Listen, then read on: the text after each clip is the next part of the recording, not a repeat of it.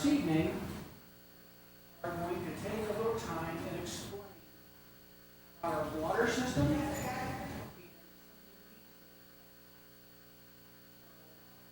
What I want to do is I want to let you know that my name is Tracy of running utilities.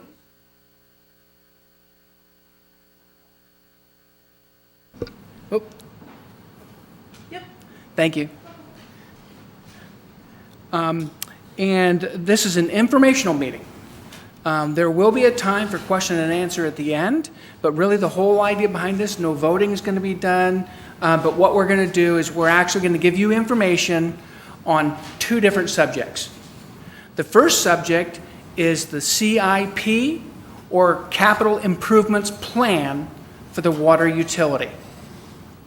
That allows us to actually make long-term plans for the water system. The second thing that we're going to talk about is the rates that need to be adjusted to actually feed that plan, as well as the regular maintenance that needs to be done on the water system on a regular basis. At the end, like I said, there's going to be informal question and answer time. And when we do that, our group of characters will stand up here and they will take your questions. What we're going to do is we're going to do our best to answer every question that comes. And then at the end, if you have things that have not been answered, make sure that you write it down so that we can get it answered for you. It's really important that we get all your questions answered. Before we get started, I need to introduce our team. From Lebanon Utilities, we have our General Manager, Mike Whitman, if you'd please stand. Welcome. Sandra Morgan is our Chief Financial Officer. She couldn't be here this evening, and she sends her apologies. She's actually away at training. Michael Susong, who's our Wastewater Operations Manager. Thank you. And Lori Gross, who's our Key Accounts Manager. Thank you. From Butler, Fairman, and Seifert, who helped and steered us for the capital improvements plan, we have Mr. John Brand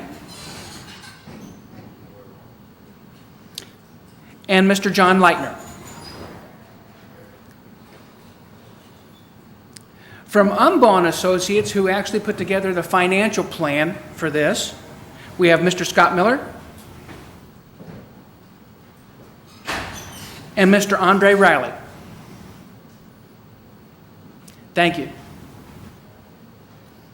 Should you have any questions, make sure you seek one of these people out to get your questions answered.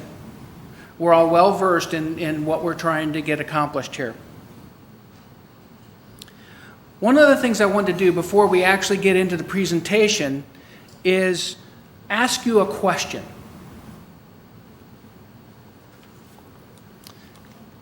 We bought this gallon of water for 88 cents. Bottled water from the store, 88 cents. This represents something true. The average customer in Lebanon, Indiana, uses that much water in one day. 119 gallons. Now that's for a household of 2.5. But that's what the average is. Here's my question. For that water that represents our utility water coming from Chicago Street and coming from Sugar Creek, coming out of the wells, going through filtration, getting treated, 119 gallons, which is one day's worth, what do you think that costs to get it from the well to your kitchen sink? $2. Do I have another bid? I'm serious. What do you think it costs? If this costs 88 cents, what does it cost for us to get that much to your house today?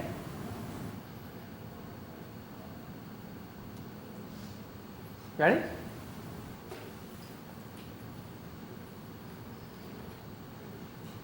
$0.78. That's what it costs to get from the well to your kitchen sink. Clear, clean drinking water. Clear, clean drinking water, 78 cents for a day. I think it's pretty important to kind of put that into perspective so that we understand what we're really talking about when we're talking about a capital improvements plan, and what we're really talking about when we're talking about what it's going to cost to get these things done. What does it cost to put in a main? What does it cost to put in a new service?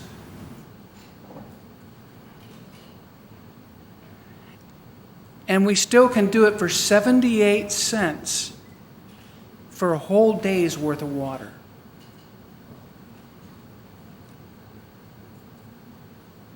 So without further ado, I'd like to present to you Mr. John Brand, who is going to come through and he's going to talk about the capital improvements plans that need to be done for Lebanon Water Utility. Mr. Brand?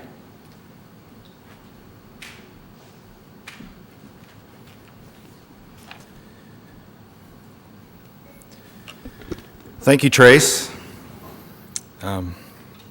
I'll take, how many of those can I buy for 78 cents tonight? Take home with me. As many as I get in my vehicle. But, okay, all right, already spoken for. But, I'm John Brand with Butler, Fairman, Seifert Civil Engineers. We had the role of the Capital Improvement Projects, or the CIP. What you see on the screen behind me, Trace has noted what we're going to talk about: projects first and then cost second, and then we'll answer your questions as we get to the end.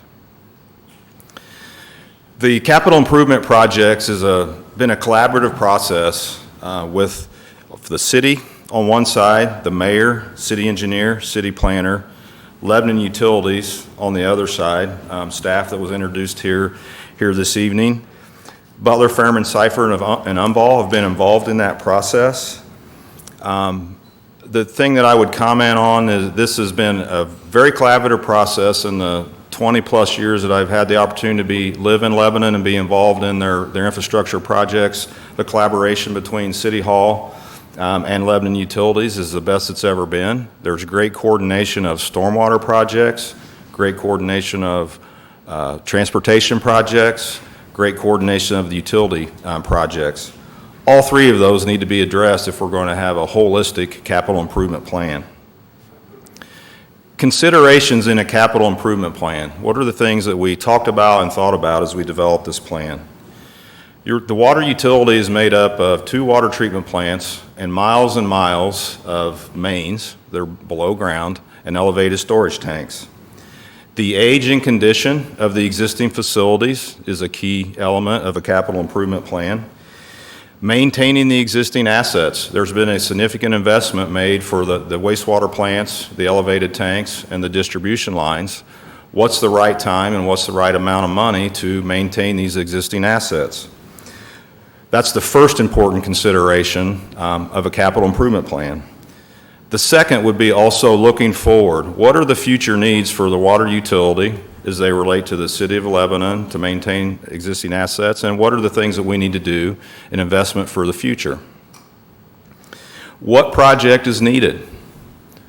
Why is this project needed now at this time? Can it wait? What's the timing of when we should build something? And what bucket of funding should a project, how should we pay for it? There's various buckets, as Scott will talk about, on how we pay for projects. Those are the key questions as a capital improvement plan is put together. So we're going to talk about three buckets when we talk about where the money can come from. Cash on hand with the utility. Also projects that could be funded through TIF. That's tax increment financing. That's a financing tool that the city uses. And lastly, projects funded through future bonds. Like if you get a mortgage for your home to go buy, we would sell bonds to do a future financing of projects that you would build now. And when we talk about funding through bonding, that's broken up in three pieces through the presentation. Phase one are the projects that would be this year and next, 2018 and 19. Phase two would start in 2020, 2021. And there's future phases. There's things that have been identified that are important for the utility that won't be funded or built till after 2022. So there's a number of projects that have already been constructed. It's shown on this slide here. These are projects that have been funded with either have been or will be funded with cash on hand. Just under $4 million of cash on hand is being used to fund those four noted projects. The East Street project is complete. Most of you have seen the construction on that over the last two seasons. Lafayette Avenue project, a water main that's been completed by the viaduct on Lafayette Avenue. That project's complete. And then the pictures that you see there in front of you, that's the cover over the wet well for the Sugar Creek plant. You can see on your left the picture where the significant spalling and poor condition of the roof. That's potable water that's underneath that. That needs to have a great seal and not be exposed to animals, varmints, those sort of things. So, and then you can see the repair to the right. That's made Chicago Street a plant that we can count on its capacity as we go forward. That was the most vulnerable element of the Chicago Street plant. So that project's complete as well. The last project that's noted on the cash on hand projects is water treatment plant improvements for the Sugar Creek facility. We've noted those as phase one. That project's in development for construction that would take place later this year and next year. The second bucket that we talked about for possible funding is tax increment financing. If you've followed the newspaper and some of the things that are going on in our community, the city has recently received bids for, and the graphic there shows, a downtown project that surrounds the courthouse on three sides. That's the courthouse square downtown project and the Main Street improvements. Those improvements that are much of it, the surface, impact the water mains that are below ground. It makes sense at this time to coordinate and collaborate those projects where anything that would need to take place related to the water mains would be addressed during the tax increment financing for this project. This is one of the examples we talked about. If we would wait and not do the water mains around the courthouse at a later date, what would the impact be? It would be digging up streets that have been recently completed. That doesn't make sense. So that project has been coordinated. The financing and funding for that is coordinated with the tax increment funding project. That's not a bucket of money that comes from the utilities. That will come from the city through their bond issue.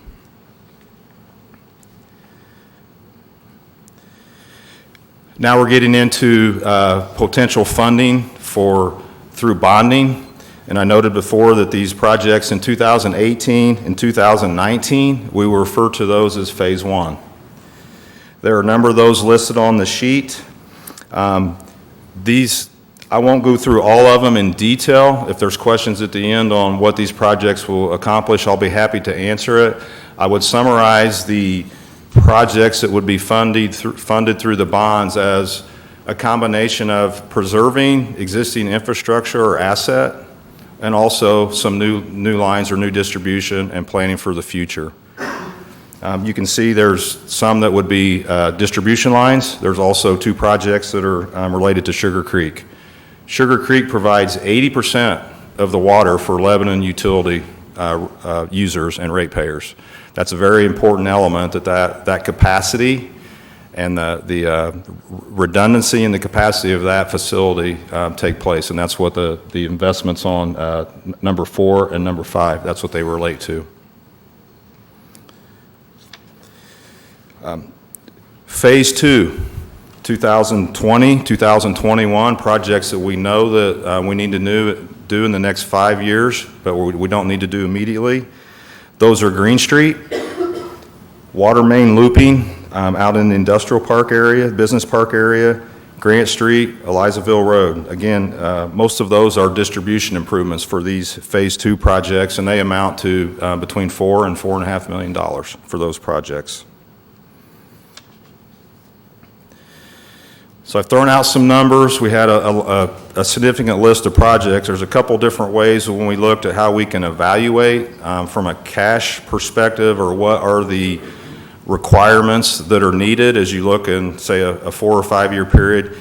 You can see in this graphic here, the cash flow diagrams, it varies between just 1.7 million in 2020 is the smallest year, and then just under between 5.5 and 6 million in 2018. The total amount of funds to be expended to do cash on hand, TIF, and Phase 1 and Phase 2 is just slightly over $16 million for the utility.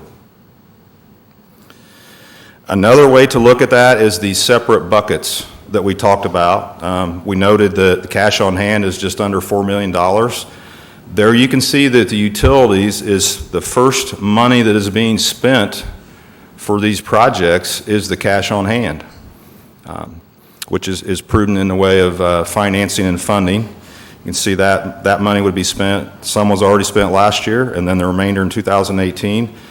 2018 is the downtown projects. The TIF funds of $1.4 million for the water improvements would be in 2018. Again, that is not funded through the utility. That would be through the TIF tax increment financing bonds through the city. And then the future bonds, Phase 1 and 2, you can see their total amount, just slightly over $11 million, how that's phased out through 4 years.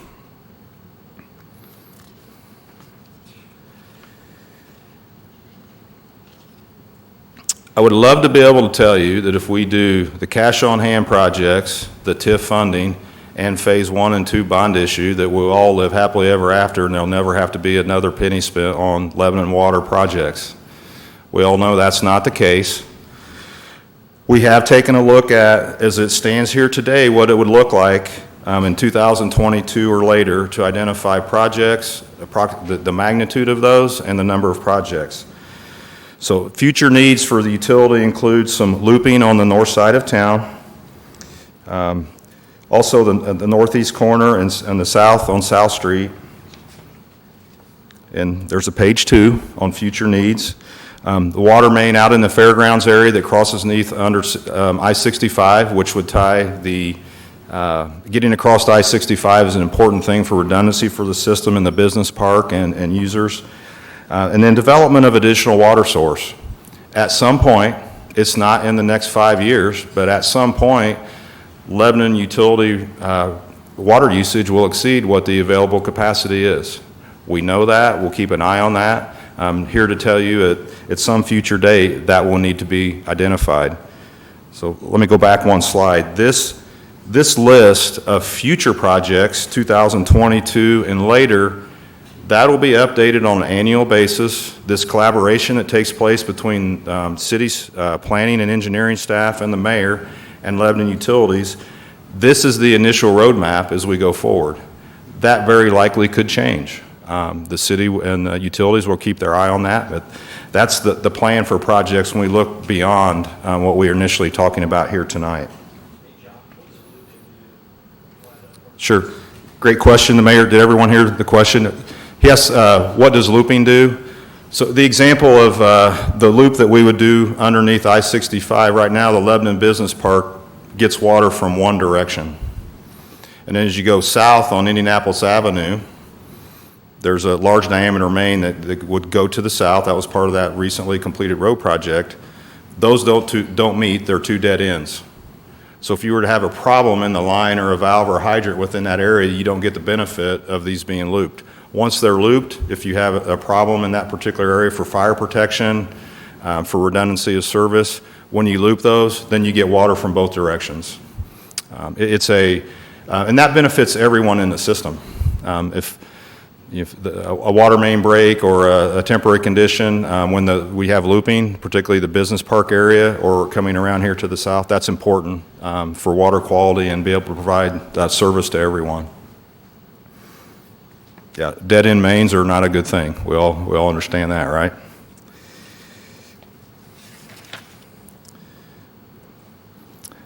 That is, at a very high level, the projects that are required, the 3 funding buckets that would be used to finance those, and also a look ahead beyond 2022 for projects that the water utility, the ones we need to do immediately and the ones that we would do in the future. So now I will pass the baton to Scott Miller, and he'll talk about dollars.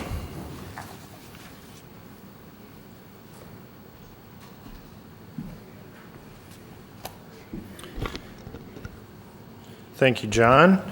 Again, my name is Scott Miller. I'm a CPA with Umbaugh. We're an accounting firm that thankfully specializes in this and not in taxes. Otherwise, I'd be at home at work doing that now. And glad I don't live that life. But so our specialty is to assist governmental entities with all things financial, financing projects and taking care of their fiscal needs as they operate the different components of their communities to provide services to their citizens. A big piece of that is what we do for utilities, and it relates to trying to find the money to pay for these types of projects so that you can continue to have the service that you've come to enjoy. So as we look at the finances of the utility, the starting point is state statute. State statute lays out specifically what is allowed to be recovered through your utility rates and charges. And so we look at what is contained in those statutes that go into operating that utility and the dollars that are necessary to fund the system. Lebanon does a very good job of tracking its financial performance and budgeting and planning on an annual basis and updating those that analysis throughout the course of the year. And really we had a sense that this was coming because of that budgeting process. As we go through and do this type of analysis, we put together what we call a test year, which is a current 12-month period that we then analyze to see what do we think is going to happen on a going forward basis. What's it going to take to operate the utility? What are these improvements going to cost? And what's that impact going to need to be on the rates and charges? And so as we started down this path, looking at the projects that needed to be done, really the first indication of the possibility of needing a rate adjustment was through that budgeting process. We could see that cash balances were going to start to decline, especially as we needed to get some of these projects online and under construction.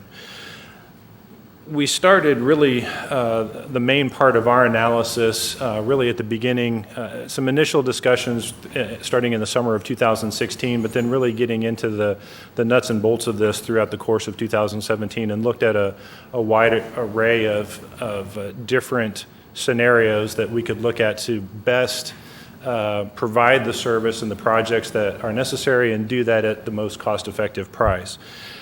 So as we look at that, the test year that we ended up using was the 12 months ended July 31st of 2017. And so as we look at that, we look at what happened during that 12-month period and what do we think is going to change going into the future to operate the utility. What you see here is an analysis of the total revenues and the total expenditures that came into the utility in 2014, 15, 16, and then in our test year. Those are the bars on that graph. And then the blue line is the total cash balance of the utility over that same time period. And I should point out that the water utility last had a rate adjustment approved by the council back in 2010. That was a 5-phase adjustment in rates, and that last phase went into effect in August of 2014, the first year that you see on this schedule. So what we're looking at, the blue bars are the revenues, the gold bars are the expenses, and we can see that revenues over that time period are relatively stable. The total expenditures are increasing. The biggest share of that increase is those dollars that John mentioned on capital spending. As that capital spending for these projects increase, you can see that gold bar in our test year really jumped up. And the effect of that is the downward trend that you see on the cash balances. We had right around $5 million, and we start to see that decline as we eat into that $3 million or so that's going to be used to fund those initial capital improvement projects.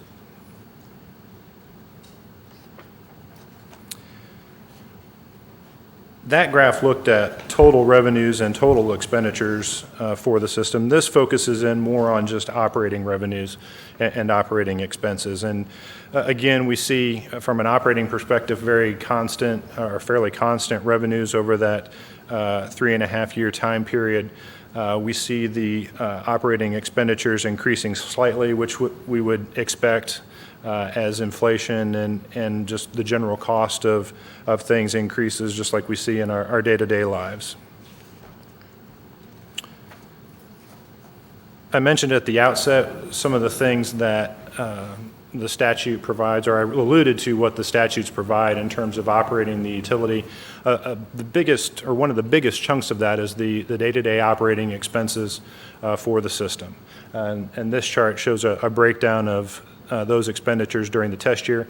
About 50% of the total operation and maintenance expense relates to people. It's the personnel costs, both salaries, wages, and also the benefits of having the staff, some of them that you heard mentioned here tonight, but having all those folks as well as all the people at the plants and out in the system that are providing you that water. So that's the biggest share, and that's fairly typical for a utility that produces its own water, that we'd see about 50% of that cost related to personnel. And then we have the other items listed there as well: material supplies, contractual, utilities, all those sorts of things that it takes on a day-to-day basis to operate this utility.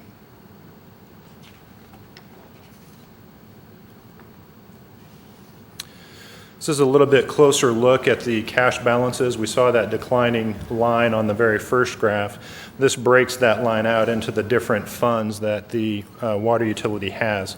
Starting at the bottom and working our way up, the green section there is the cash in the operating account. And so we can see that is starting to decrease as we move across the time period there. The bare minimum that we'd like to see in that account at any point in time is $460,000. So we're getting pretty close to that minimum level. There at the end of the test year was about $650,000. The next section up, the gold section, is the amount available for depreciation or improvements to the system. So this is part of the cash that is being used to fund those initial improvements that John spoke about. And we can see there that cash balance is shrinking a little bit. The next section then, the darker blue, is availability fees, availability fee revenue, and that is revenue that's generated as new customers connect to the system. They pay an availability fee into the utility, and those dollars are used to expand capacity down the road. And it's a way to try to get those newer customers on an even footing with existing customers that have paid rates into the system for a number of years. It kind of helps them buy into the capacity that they're using up, or pay for that capacity that they're using up in the existing systems. It doesn't pay for all of it, but it at least gives us some money that can be used for those capacity-related improvements. So John spoke about a future capacity or a future need for additional source water. This is a bucket of money that could be used for that type of project down the road.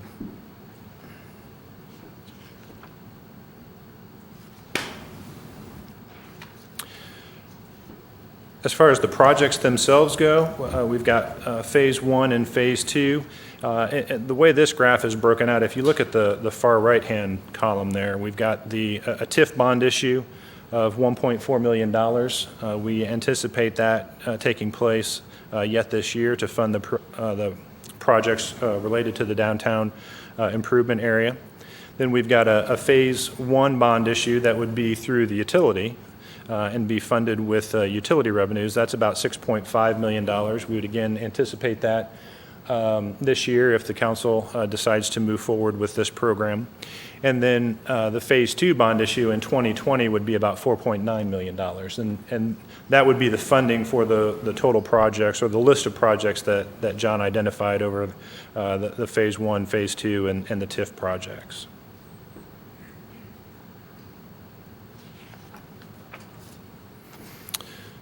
John referenced a mortgage on your house, kind of a similar process here where instead of a mortgage on the facilities, what we have is a bond that is issued. And in this case, we've assumed that it would be done through the state revolving fund, which I'll talk about in a second. But it would be a bond that's issued through an entity, and they would give us that money up front. We would use that money to pay for the improvements, and then we would make principal and interest, or the utility would make principal and interest payments back to the bondholder over the life of that bond. And what we've assumed right now is a 20-year bond issue for both the Phase 1 and the Phase 2 bond issues. As I mentioned, we would anticipate funding this through the state revolving fund, which is a state program that gets some of its source funding from the federal government through the federal EPA. They get grant dollars from the federal government. They use that money to go out and, using the state's borrowing capacity, issue bonds at very favorable interest rates. The state then takes that money and loans it out to communities throughout the state. And they do that at subsidized interest rates because some of their funding is grant-based. So our first bond issue, for example, for the Phase 1 bond issue, we've assumed that interest rate would be 2.75% for 20 years, which is a lower interest rate than the utility would be able to get on its own if it went out into the market on its own and just did a bond issue. We've assumed 3.5% for the Phase 2 bond issue. So what we're showing here is that what drives the rate, or what needs to come in on an annual basis, is that requirement for principal and interest payments on these bond issues. So the orange is the payment stream on the first Phase 1 bond issue, and then the light blue is the repayment stream on the second bond issue. And we've structured that to try to minimize peaks and valleys and keep that as low as possible for the 20-year life of those bond issues. And so that annual requirement is about $751,000 per year. And right now, the utility doesn't have any debt outstanding, which is extremely unusual for a utility this size. So, you know, that's a good thing. We don't have that debt outstanding that we have to pay. But financing these projects this way allows us to take the cost of those and spread that over a longer period of time, because those improvements are going to benefit future customers, and those assets will be in the ground for 20, 50, so a lot of the mains could be in the ground for 100 years. So this allows us to spread that cost over a longer period of time and minimize the impact on the rates and charges.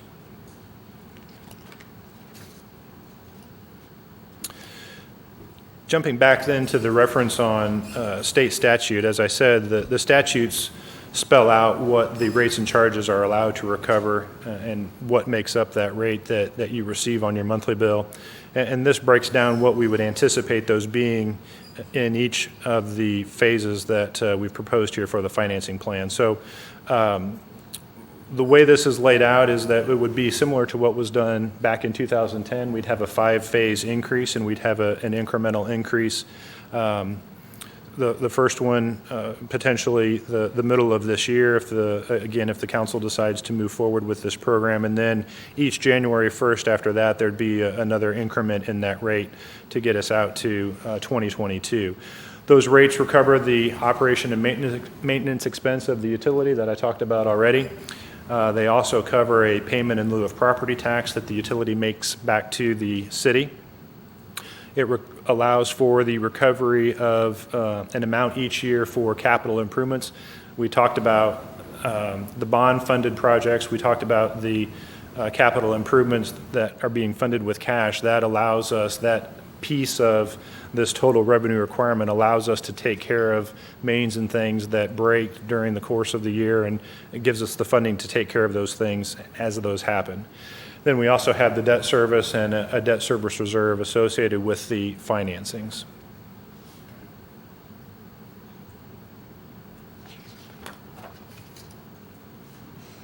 If we look then at that final year in 2022, the fifth phase of this program, that total requirement that we're estimating out at that point is about $4,970,000.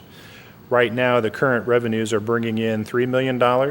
So we've got a gap, and that gap is just a little under $2 million that we need to, over that 5-year period, get to, and do that through an adjustment in the rates and charges. And what that looks like is this. Right now, for 5,000 gallons, a customer is paying $30.40. So that 5,000 gallons is a little bit more than what you see here. That's 5,000 gallons per month. This is 119 gallons per day, which is what, Trace, we worked that out. It's about 2 or 3,000 gallons per month, I think was the average. Yeah, 3,000 gallons was the actual average residential customer usage for the city. So this is a little bit more than what that average customer is paying, but $30.40 for 5,000 gallons, and then it would increase each of those 5 years to get up to $49.06 out in 2022. And that first chunk would be the funding of the Phase 1 bond issue and then the Phase 2 bond issue after that. Hey, Scott. Yeah. Could you let them know why we chose to go ahead and go with 5,000 gallons versus what the average is here? Yeah, the funding agencies don't look at what the individual average is for any particular community. They've got a benchmark that they look at, and so that's why we show in our reports and our schedules that benchmark average that the funding agencies are looking at. It's about 23.43. Yeah, 2343 The average is 23.43. in Lebanon. Yeah, 2,343 gallons is the average. Actual dollars? The dollars The dollars is 23.40 43 cents. for your 3,000 gallons. I'm sorry. Okay. Sorry. No, that's all right. So let me say that again. For 3,000 gallons, which is about the average residential usage in Lebanon, that's about $23.43 a month.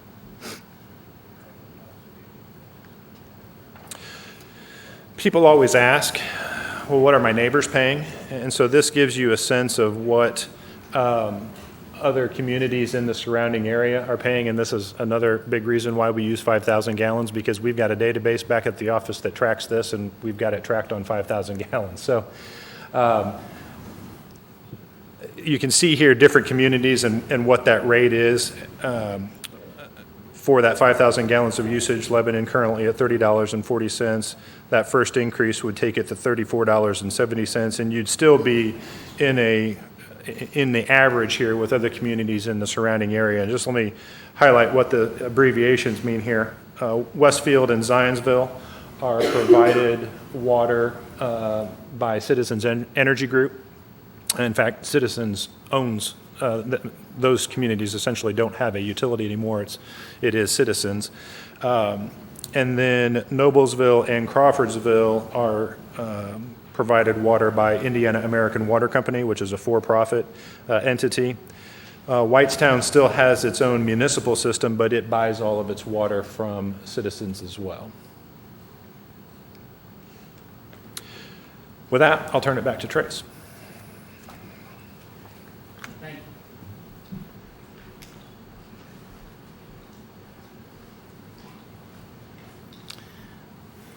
I have to lower this.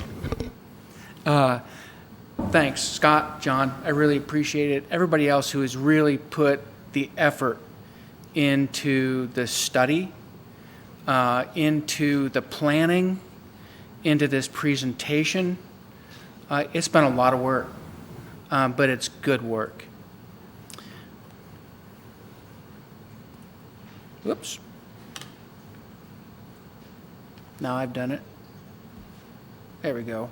Now, they give these guys, all these really fancy, graphics and everything else. I get bathtubs. So, but what I'm doing is I'm actually showing you, hey, this 3,575 gallons of water per month, that's 70 full 50-gallon bathtubs that the average person uses, the average home uses in a month. That's a lot of water. And for that water is $23.43 today. So it's reasonable today. The average household, if you saw here, if you remember that, was 119 gallons of water per day. That's 2.5 people using this amount of water. 78 cents. This says 79. It's actually 78 cents is what that costs.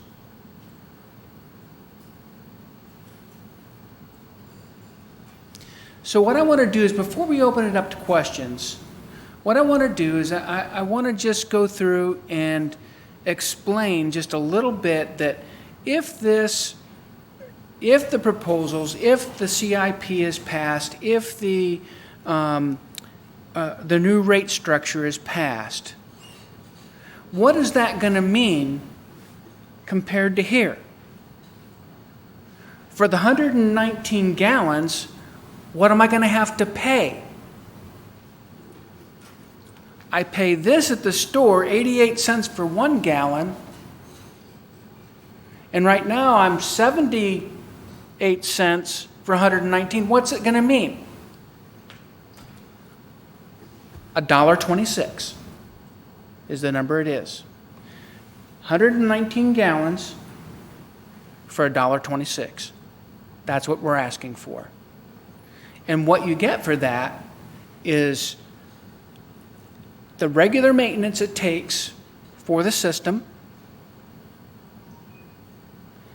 and you get these new projects that get done so that we can continue to operate smoothly and give the citizens fresh, clean, clear water. So what I'm going to let you know is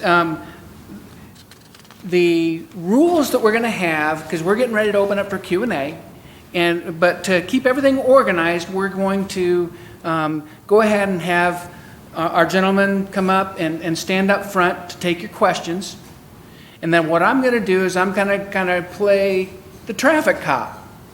And yeah, I get to play you today. All right. So what I'm going to do is, when you have a question, raise your hand.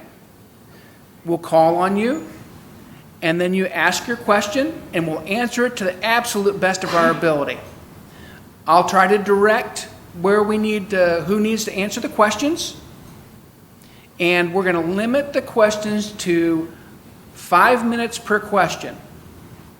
You ask one, and then later on, we can get back to you if you have another question. Does that make sense? All right. Then I'd ask you guys if you would stand up and up front here so that we can ask our questions. Oh, need them here at the microphone? Never mind. Oh, you've got one there? I've got a microphone first. Okay, you guys don't need to be here. I'm sorry.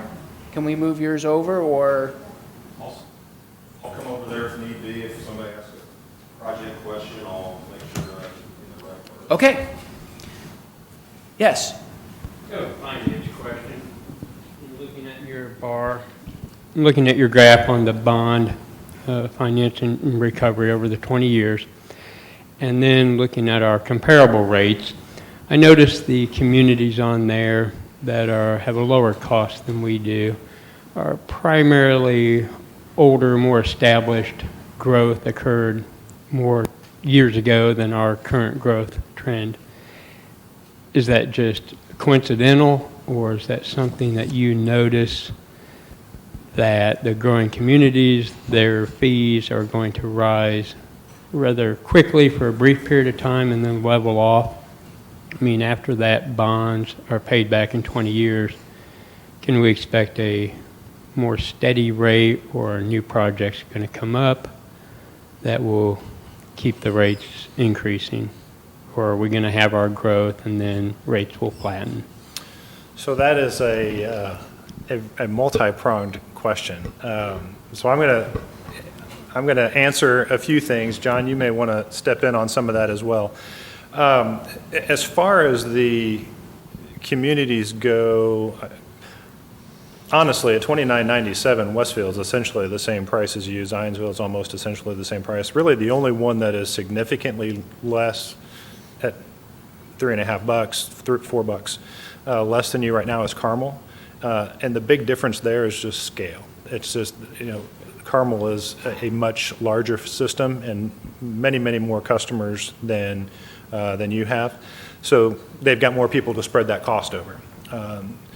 As far as what we see in the future, you heard John mention there are other projects out there in the future, and that's kind of the nature of the beast. This is a very capital-intensive industry, and it takes a lot of effort and work to continue to maintain those assets and keep them in good functioning order. Eventually, things are going to wear out and they've got to be replaced. And as long as you're going to have a utility, that's going to go along with it. What we see a lot on these types of graphs, and I'll say, I'll give my caveat on this. From a practitioner's point of view, I really don't like this graph, and it's partly because of the question that you just asked. We're comparing what somebody in Carmel is paying to what somebody in Lebanon is paying to what somebody in Whitestown is paying. They all have different, obviously they have different utility assets in the ground. They've got different customer bases. Those customer bases uses the systems differently. They've got all three, I believe, have different treatment processes. So there's a whole bunch of stuff that happens in the background that the average customer doesn't see that accounts for that difference as well in cost. So all that being said, what we see over time is that this is a game of leapfrog. Somewhere down the line, one of these communities is going to need to do a project.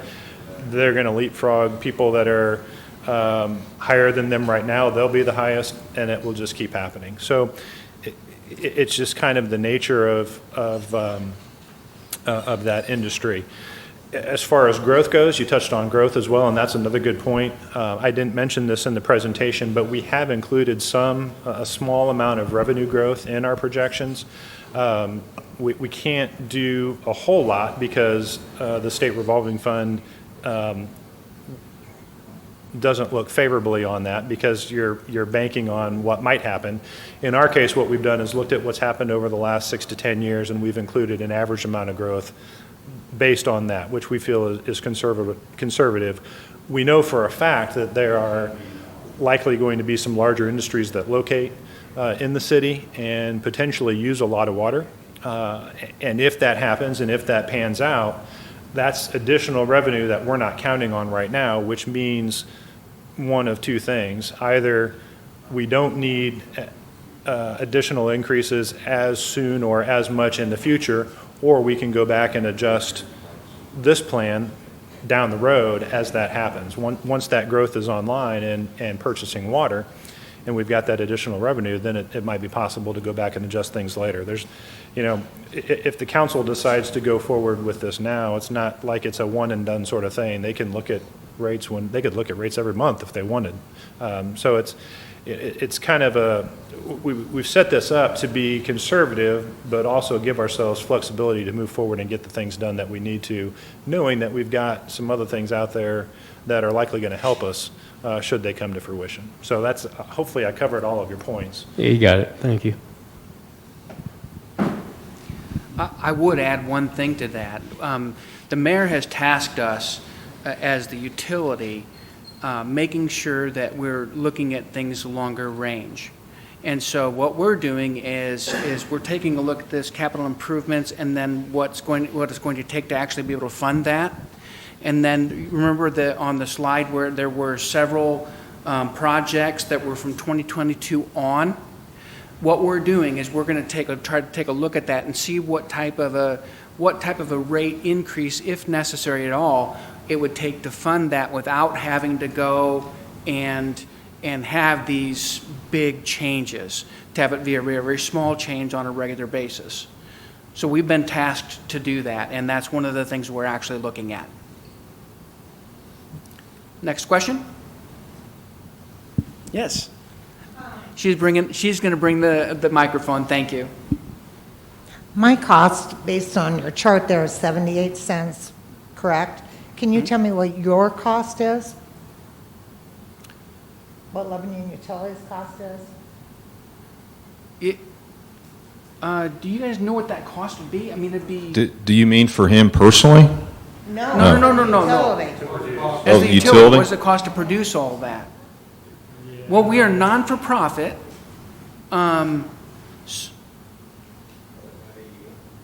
What's your annual production, do you know, off the top of your head? No, I don't. At my fingertips. John, it's between 1.5 and 2 million gallons is the average a day. 1.5 to 2 million gallons, depending on whether it's cold or warm. Would that give it? One and a half to 2 million a day? Yeah. Let's use 1.7 or 1.8, Scott, as an average. Give me just a second. Math on the fly. Wow. I like it. We'll come back to your answer, but Yep. another question while Scott's punching numbers. This is very dangerous. I usually don't do this. Who pays for all the utility costs in a new housing development, for instance? The water, the sewer, the electric? Everybody heard the question, who pays for all the utility costs? I want to answer your question related to water. Okay, that's why we're here tonight.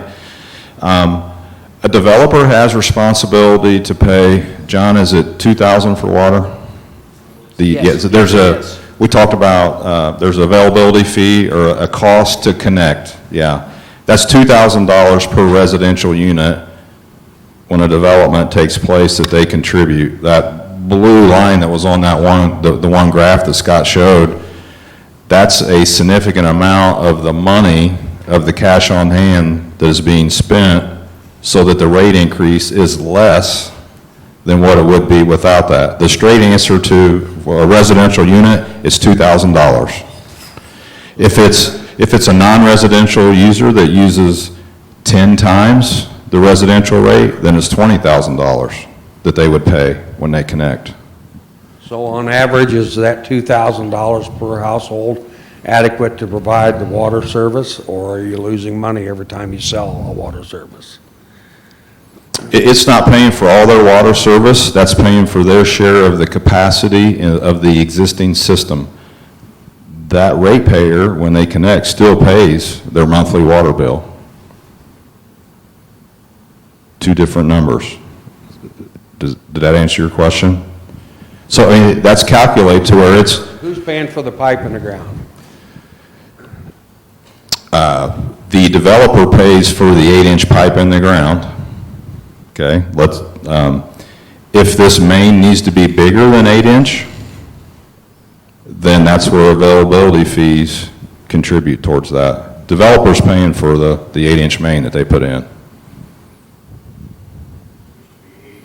Any residential development, the developer will actually pay those availability fees. Those availability fees are actually to build out the pipes in the ground in that development.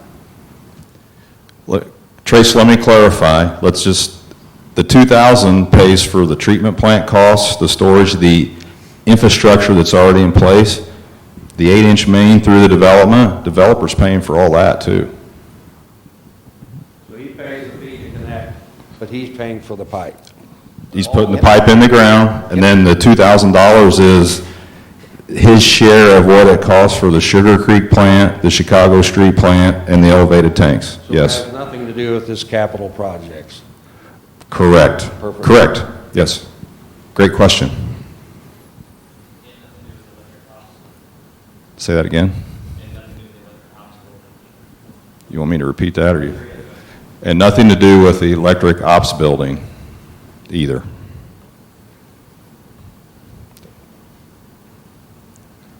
Next question?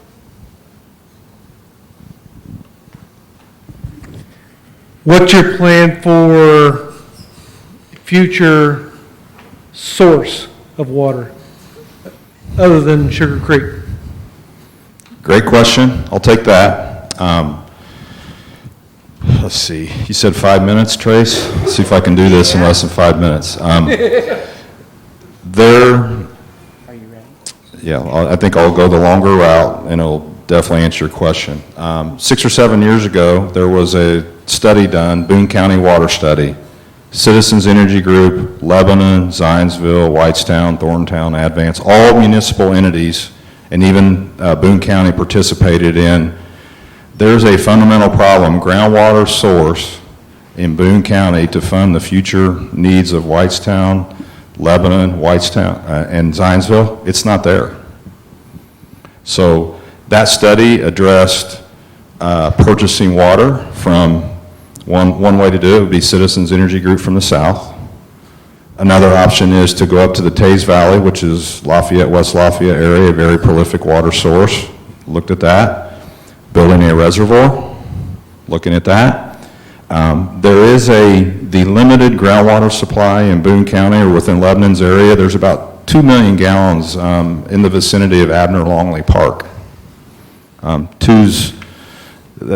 That's a small number in the overall capacity, but that's the other, that won't get it done by itself. So those were the options that were outlined as part of that Boone County water study. And that addressed the entire county, not just Lebanon, okay? And that study would tell you that there's a number that's greater than 10 million gallons a day that's a deficit for Boone County when you look out the next 30 to 50 years if things continue to grow.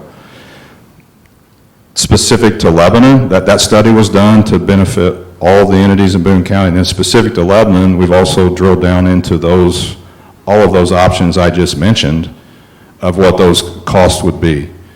We know that it's, let's say the number's between 8 and 10 million gallons that Lebanon would need in 50 years from now. That's a big number, but we know what that cost is. It's roughly $25 million. Not roughly, it's approximately $25 million. Now's not the time to go by that capacity. We don't need that much. We've got around 1.5 million gallons of growth with the existing system that can occur. But we have a good handle on what those options would be. Citizens Energy Group from the south. There's an aquifer up, the one I forgot to mention is up at the Clinton Boone County line. There's an aquifer there that has a smaller number. We have a good understanding and be able to bracket the capacity increase and what those costs would be. I can tell you that if we said that we needed to go buy 8 to 10 million gallons a day right now, that chart that had the dollars on it, the first digit would be an 8. 80 some dollars. We don't need that now, but we need to be in a position when that time happens, when that capacity is gone, to have a good answer for that. So there's been discussions with Whitestown, there's been discussions with Citizens Energy Group, there's been investigation of this aquifer that's up to the north of the Clinton-Boone County line. So when that time comes, we'll have the best answer when additional capacity is needed. It's not today and it's not in the next, I would put that approximately 7 to 10 years out. And that's why that was shown on beyond 2022. Future water supply, and it may be longer than that. That's the quickest that we would say would happen looking today. That answer your question? All right, thanks. No? Yes? Those are the options. So no plan to be ready, no financial plan to be ready for that if we need it. I wouldn't agree with that statement. If the EDC said, hey, we've got a hot prospect out here for the business park, but they need 1 million gallons a day, that would exceed our capacity. Sign that tomorrow. We got 1.5 million right now. So Let's say 5 million. 5 million? Something that would tax our current system. Do we have a plan for, okay, which one of those options would we go to first, or are we financially planning for that and ready to step into We're that? bracketing that solution. I think it's very, to say one entity come in and buy 5 million gallons, that's that sort of thing to plan for that would still take a year or so to go, when people do site selection. There's not too many communities, maybe not any, other than in Marion County, sitting in Indiana. It's like, we got 5 million gallons sitting here for you, ready to go. I mean, we would not recommend that Lebanon go from your current capacity, go build a plant and find a supply for 5 million and say, someone please show up, because the rates will be absorbent for existing ratepayers. But we do know how to do that, if that question comes up. Okay. Now, going back to the math, you're saying $1.26 is what you're asking for? Versus the 78 cents that we're paying now? That's 43 cents increase? Yeah, 61%. Okay, That would be in 2022. Yes, at the end? that's Okay. at the end, yes. Okay. Yep. Are you ready for your math question? All right. So without boring you to tears on the, how you actually go and do a cost of service analysis for a water utility, this is just simple.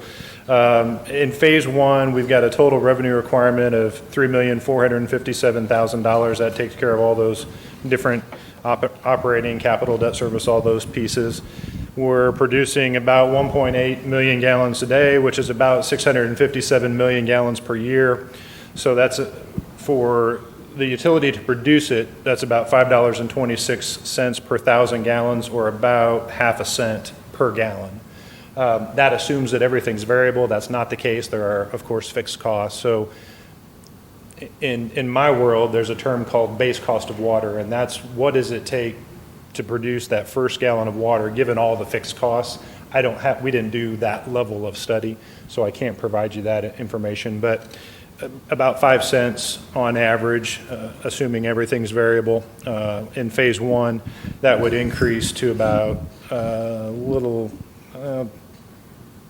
76 hundredths of a cent at the end of phase 5 in 2022. Does that answer the question? I don't know that that means any, I don't know that it, yeah, that's the thing, I don't know that it means anything to tell you that. I can't decipher that.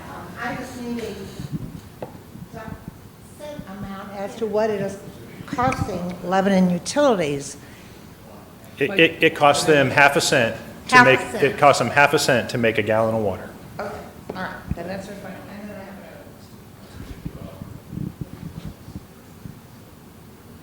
Okay. Next question? This is something that you briefly touched on, was 50% of the operating cost is personnel. When Mayor Gentry posted that, I was absolutely shocked at that chart that it was 50%. I'm not familiar at all with business budgets. Is that fairly normal? It's very normal. Very. Especially for a utility that produces its own water. If we were buying all of our water from somebody else, that would be a lot different. But since we've got in this case, two plants that we have to staff and operate, that's not unusual at all. I've seen it at 65%, you know, and when you're talking a normal operating business, 55% is when I ran a business, that's what we did, was 55%. It might be good to point out too that with the 2 plants right now, they currently only are operating with 3 plant operators. So it's not like you have a lot of people that are sitting at the plant or they're not doing it. There's actually 3 guys covering the 2 plants. Next question?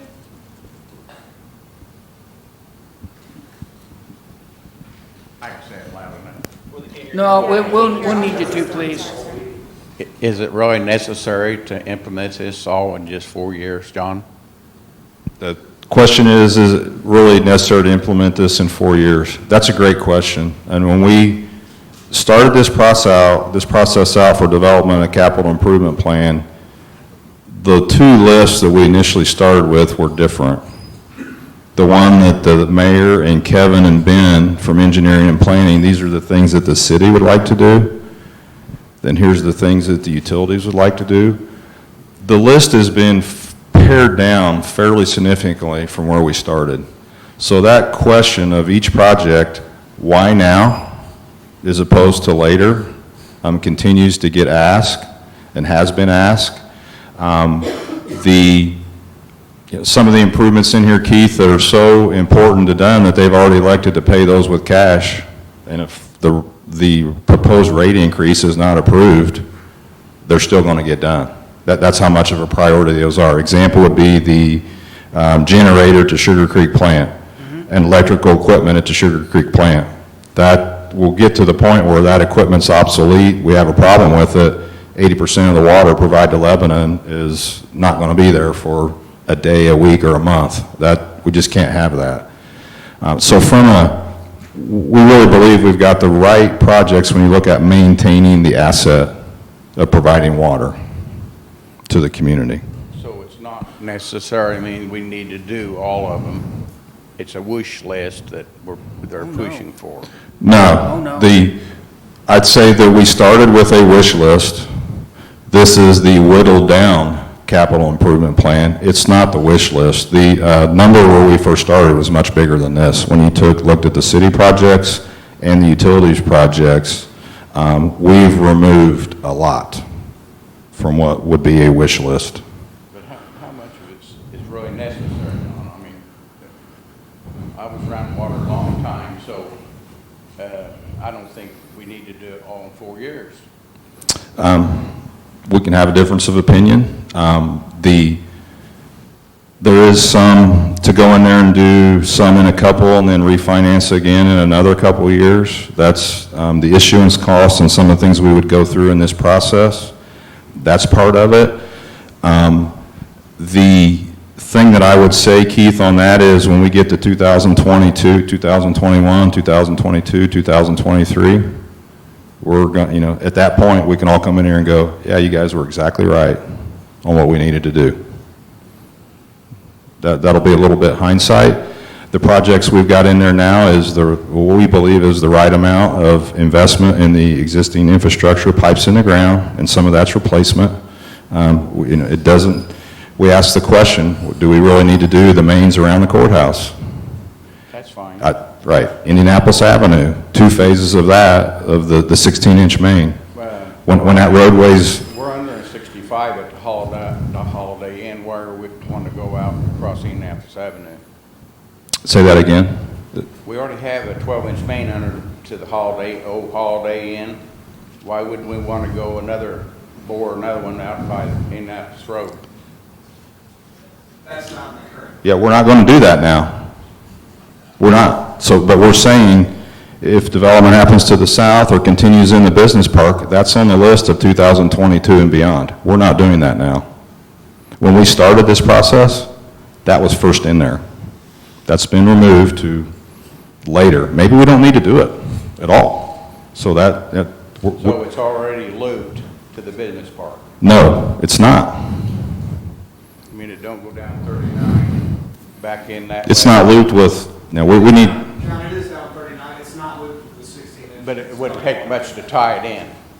the loop that I was referring to is going further, coming around, crossing underneath I-65 and connecting with the Indianapolis Avenue main that would go south.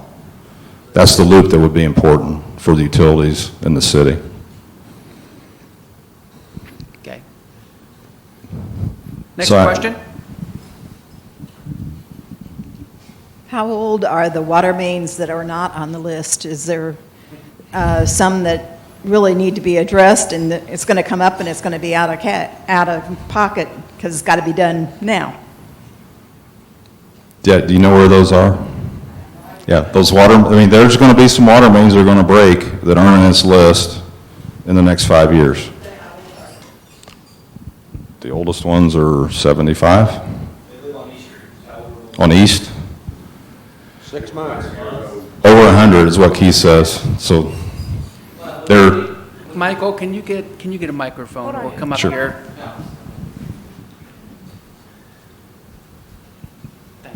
Hi, Michael Susong, Water Wastewater Operations Manager. In regards to like the age of the water mains, it varies throughout the whole community.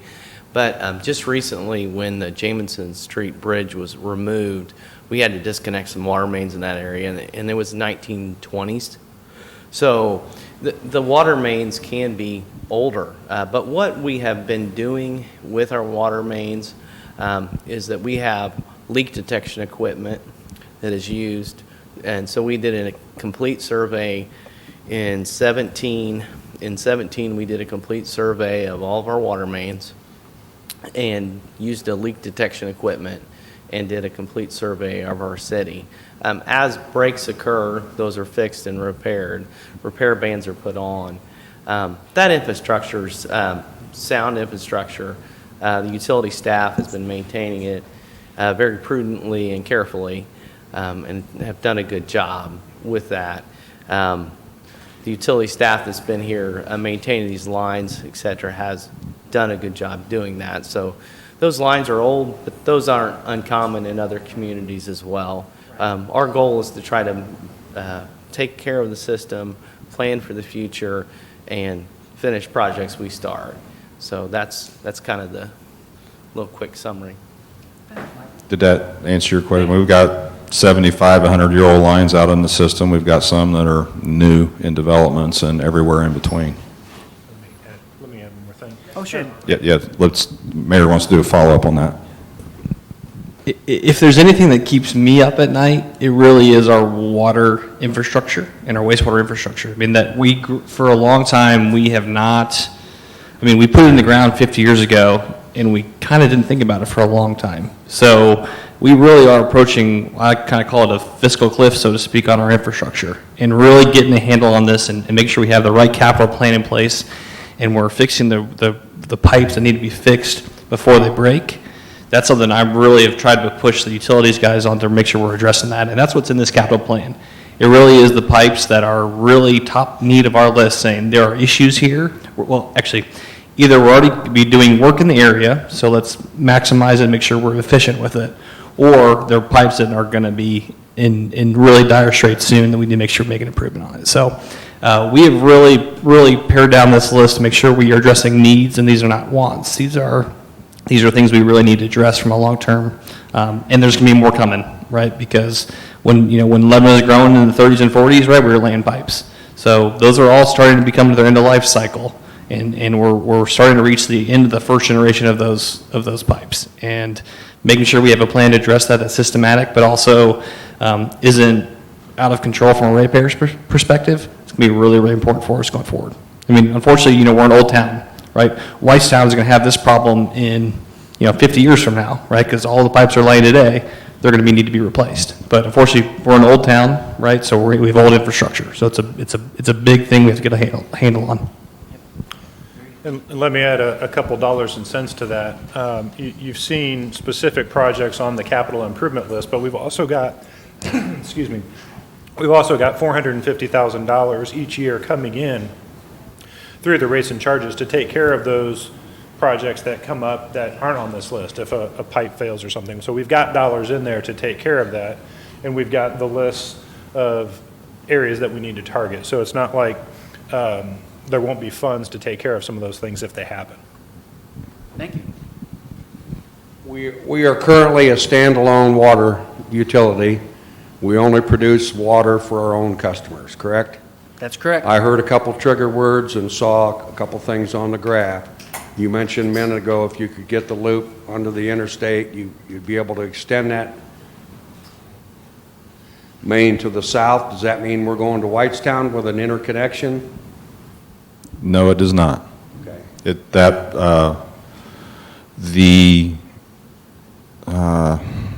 There's an area that goes down almost to the 267 interchange, that's the south limits. Just north of that interchange is the south limits. That looping provides redundancy in the business park. It also would provide redundancy to get water to either to or from the elevated tank that's here in the center of town.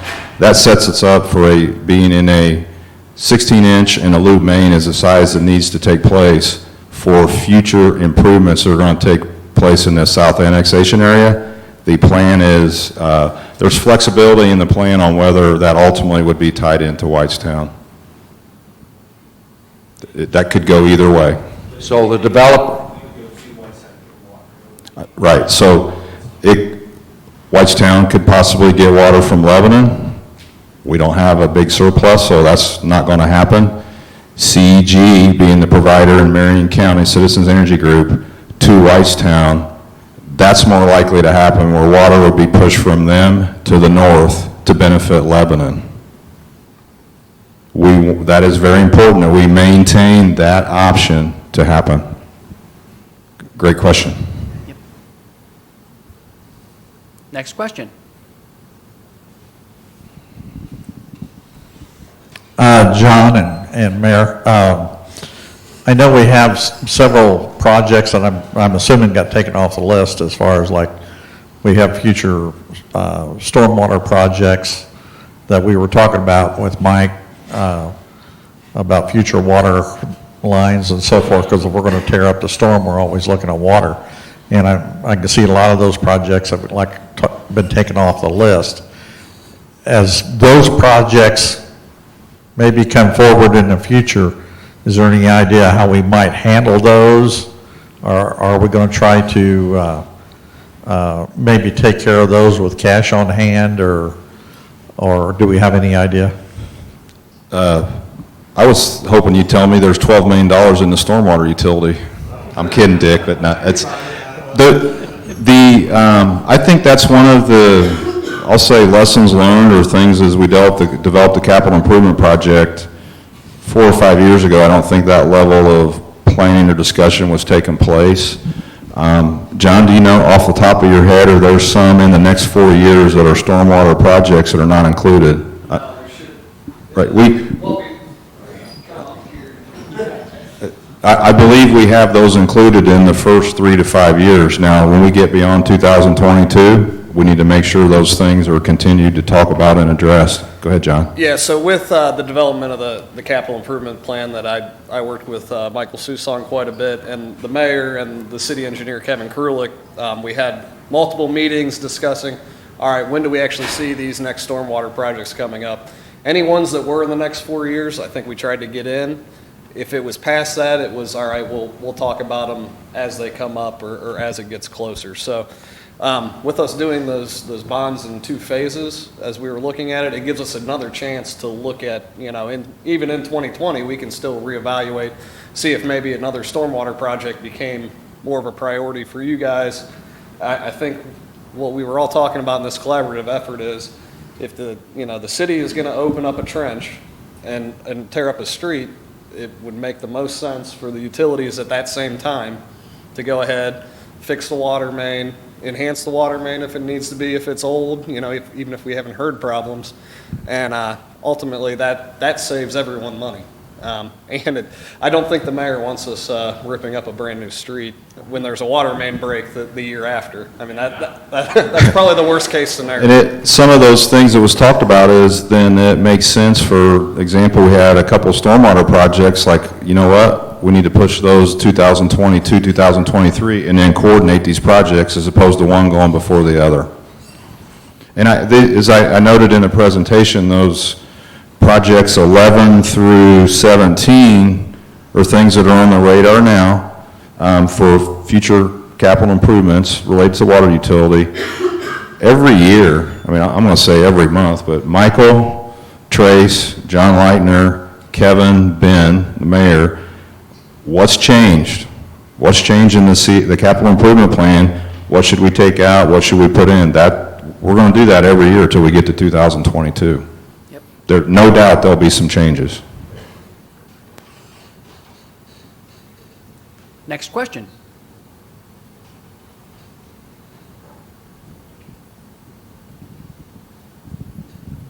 All right. Thank you. Really, really good input, really good questions. On April 9th, will be the next council meeting, and that'll be the first reading. If you have more questions, have more concerns, make sure you come. but that'll be the first reading. There won't be a vote that night. And then on April 23rd, we're planning the second reading, and that's when there'd be a vote. Right now, that's the plan. So thank you very much. I hope you have a good night. We'll be around for a few minutes. Take care. Everybody's welcome to a jug of water.